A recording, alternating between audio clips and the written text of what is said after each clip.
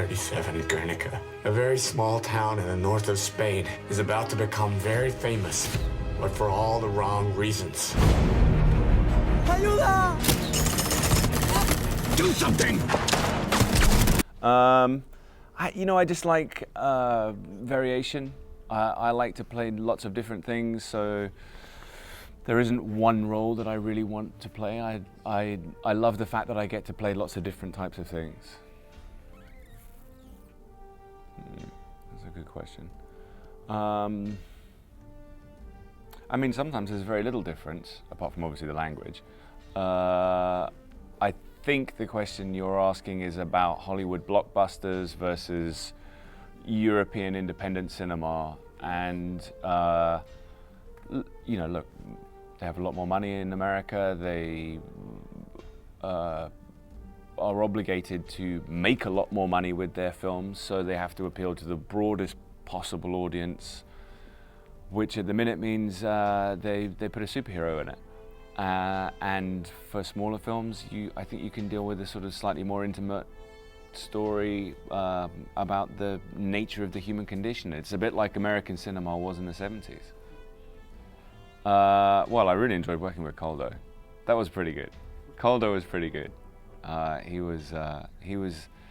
He knew everything there was to know about film. He knew exactly what he wanted to do. He was extremely nice, and he knew where all the best restaurants in Bilbao were. So it was great. I just like telling good stories. So if it's on television, great. If it's in a movie, then great. Actually, I love the movies. That's the truth. I really love movies. Not really. I don't really watch horror movies, so I'm not very interested in being in a horror movie. Although I have actually done like 3. But apart from that, no, I'll do anything.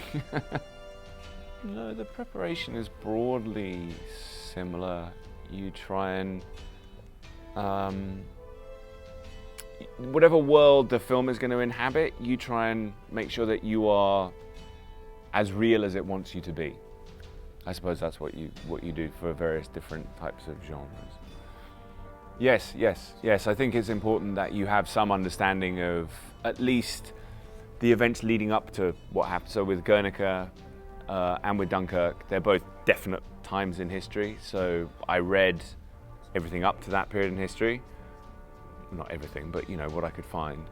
I don't think it's important to read beyond what happened afterwards, but yes, I read as much as I can so you understand the context of the film that you're making.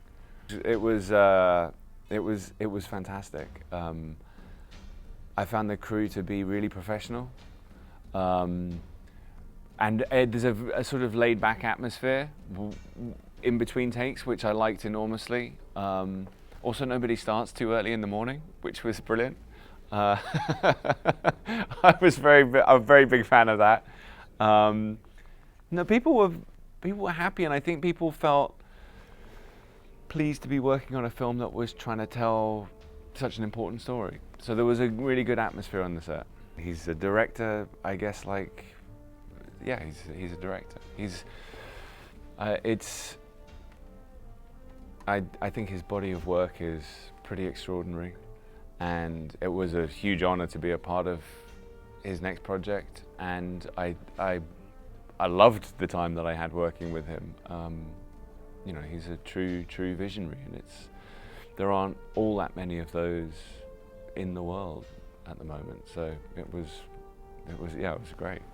The Master and Commander had definitely had some challenging moments. The storm sequence in that was difficult, and the fight at the end was also quite challenging, but exciting at the same time. So it's a trade, because the challenging stuff is also the most rewarding stuff at the end. So I don't really know. I don't know if I have a good answer for that question.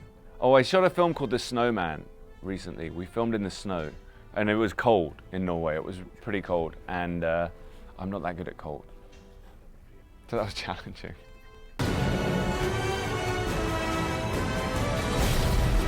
You called me. Where are you taking her?